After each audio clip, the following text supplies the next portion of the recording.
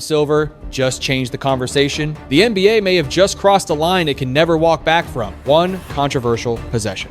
One ball bouncing off Chet Holmgren's foot. One whistle that did not come fast enough. And suddenly, Adam Silver was not just answering questions about a missed call. He was standing in front of the basketball world, admitting that the future of NBA officiating may no longer belong only to human referees. This was not just another playoff complaint. Fans complain about calls every night. Coaches get angry, players throw their hands up, social media explodes for a few hours, then moves on. But this time felt different because the mistake happened on one of the biggest stages of the season, in the middle of a Western Conference Finals battle between the Oklahoma City Thunder and the San Antonio Spurs. And at the center of it were two names that already carry enormous pressure: Gilgeous-Alexander and Chet Holmgren.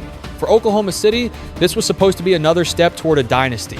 SGA was the MVP-level superstar, calm, cold, and impossible to speed up. Chet was the young two-way big man who gave the Thunder length, defense, shooting, and a future that looked almost unfair. But then one series against Victor Wembanyama changed the tone. One Game 7 collapse changed the questions. And one announcement from Adam Silver turned a painful playoff loss into something much bigger. Silver's message was simple but powerful. The NBA is moving toward AI, supported officiating for objective calls, out-of-bounds plays, possession decisions, moments where a camera can see what a referee might miss. No emotion, no crowd noise, no blocked angle.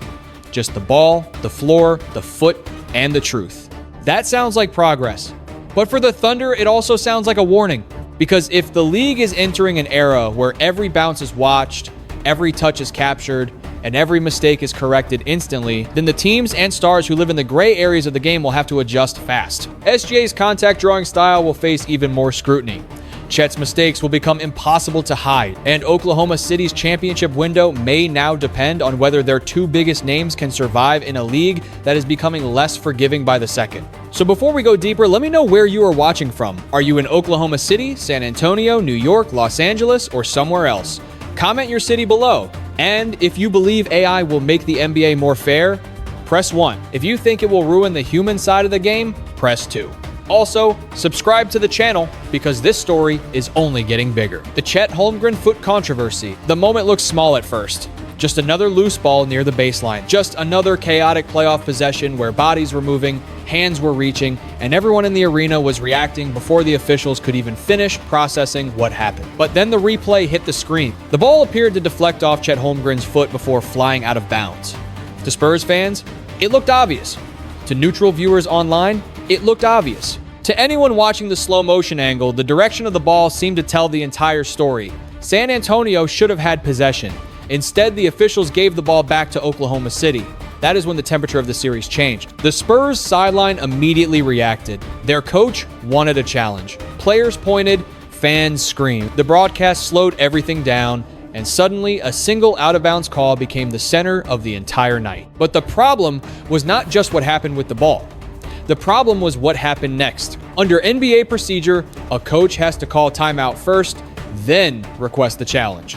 That detail became the thin line between outrage and technical explanation. If San Antonio did not follow the correct sequence quickly enough, then the referees could deny the challenge even if the original call looked wrong. And that is exactly why the moment became so frustrating. The rulebook may have protected the officials, but the eyes of the fans told a different story. That is the kind of controversy the NBA hates most. Because when fans believe they saw the truth, but the final decision still goes the other way, trust starts to crack.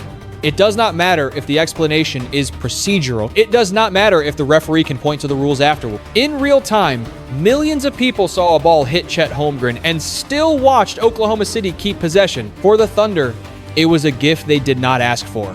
For the Spurs, it was a moment that felt stolen. And for Adam Silver, it became a perfect example of why the league can no longer rely only on human judgment in objective situations. But this was bigger than one possession.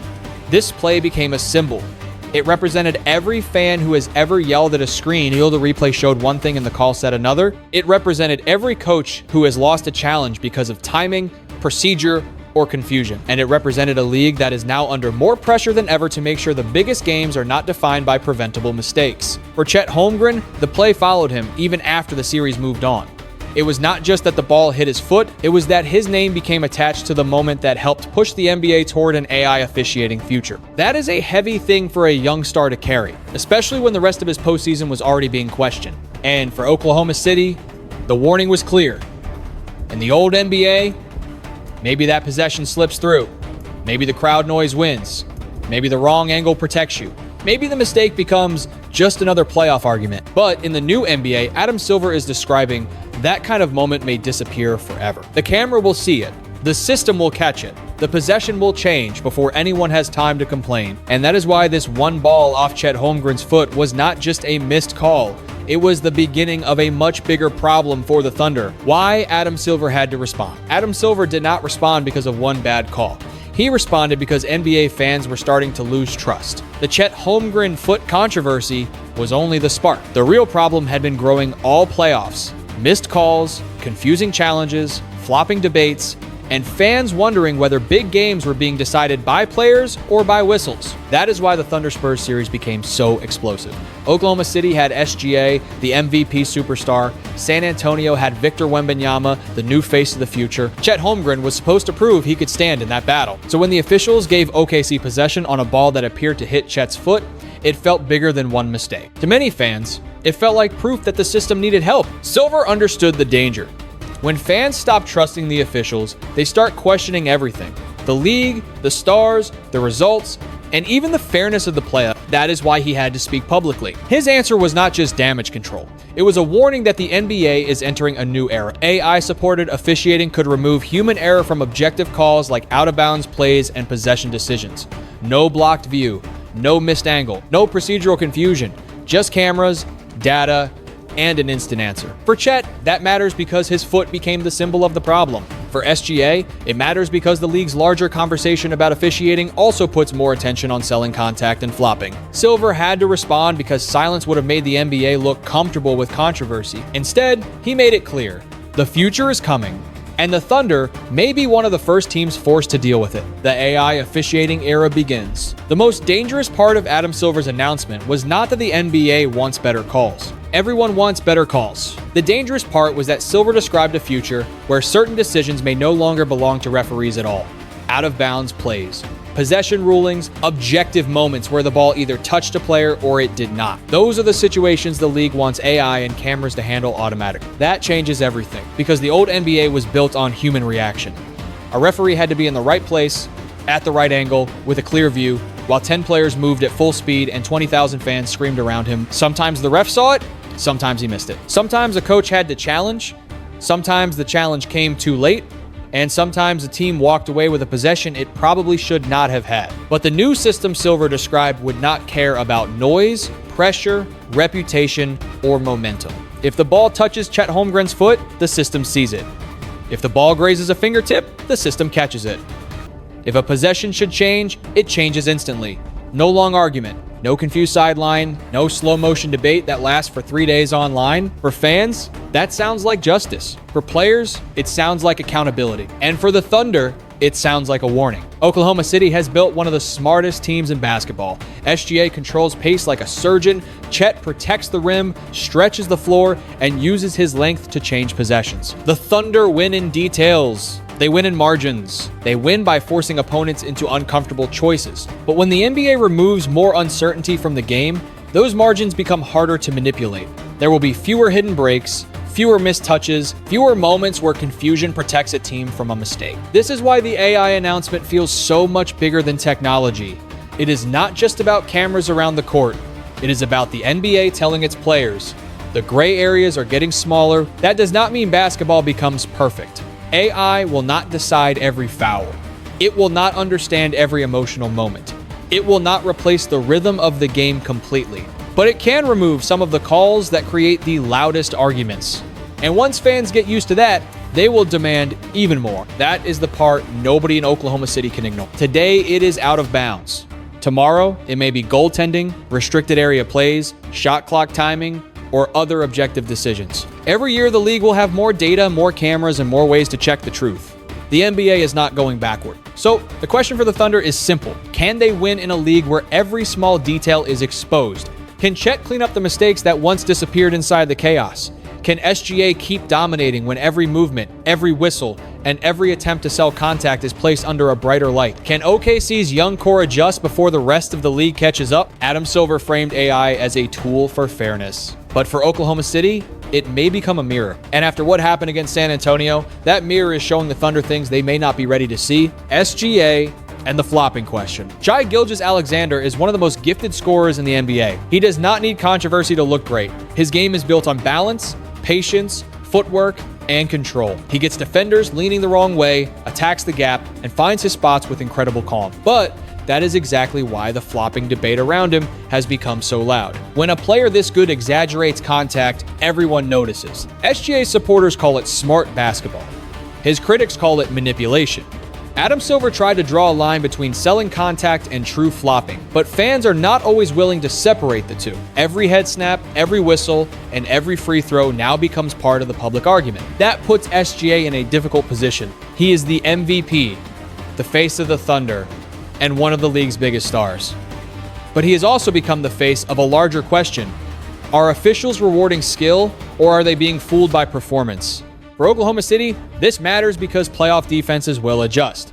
If the league starts watching exaggeration more closely, SGA may not get the same whistle in the biggest moments. Defenders may play him more physically, challenge him harder, and force him to prove he can dominate without depending on calls. The good news for Thunder fans is simple. SGA is not just a free throw merchant. He is a real superstar. He can score from mid-range, finish at the rim, control tempo, and make smart decisions under pressure, but the next chapter of his career is about proof. If the NBA is moving toward more precision, more cameras, and less gray area, then SGA has to show that his greatness survives any whistle, any system, and any criticism. Chet Holmgren's collapse against Wembanyama. Before the Spurs series, Chet Holmgren looked like the perfect modern big man for Oklahoma City. He could protect the rim, he could stretch the floor, he could run in transition, he could block shots without fouling, punish smaller defenders, and give the Thunder a defensive backbone behind SGA's offensive brilliance. For most of the season, Chet looked like proof that OKC had built something rare,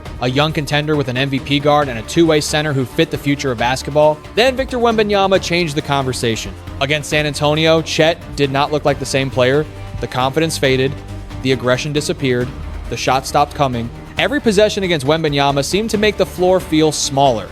Every drive looked harder. Every touch came with hesitation. And in a series where Oklahoma City needed Chet to stand tall, he started to shrink. That is what made Game 7 so painful. This was not a random bench player having a bad night. This was a young, all-NBA level talent. A player with a massive contract and championship expectations, taking only 2 shots in the biggest game of the season. 4 points. No real offensive presence in the second half.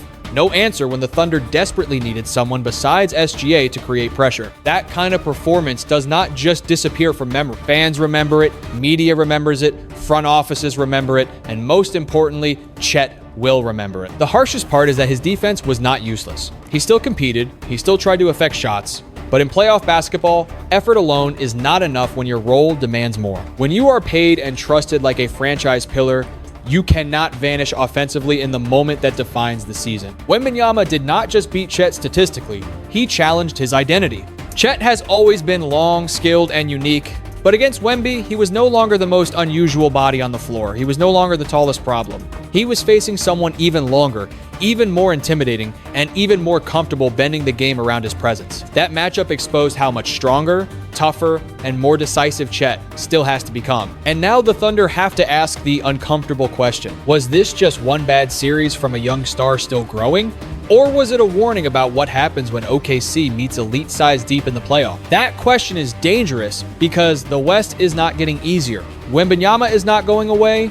San Antonio is not going away. If Oklahoma City wants to win championships, Chet cannot just be great in the regular season. He has to be playable, confident, and aggressive when the biggest opponent is standing directly in front of him. This summer will define him. He does not need to become someone else, but he does need to become stronger in the moments that scared him. He needs to demand the ball, trust his touch, attack mismatches, and prove that one bad series is not the beginning of a reputation. Because once the NBA labels you as a player who can disappear, every playoff opponent will test that label until you destroy it. Chet Holmgren still has the talent. He still has the support of his teammates. He still has the tools that made Oklahoma City believe in him. But after what Wembanyama and the Spurs did to him, belief is no longer enough. Now he needs evidence. Thunder's Game 7 disaster. Game 7 was supposed to be Oklahoma City's proof. This was the night the Thunder were supposed to show that the regular season was not just a beautiful illusion. 64 wins, the best record in the league, a back-to-back MVP leading the offense, a young core full of length, speed, and confidence. Everything about OKC's season suggested they were ready for this exact moment. Then the Spurs took the floor and turned that promise into pressure. San Antonio did not just beat Oklahoma City. They exposed the difference between being talented and being ready.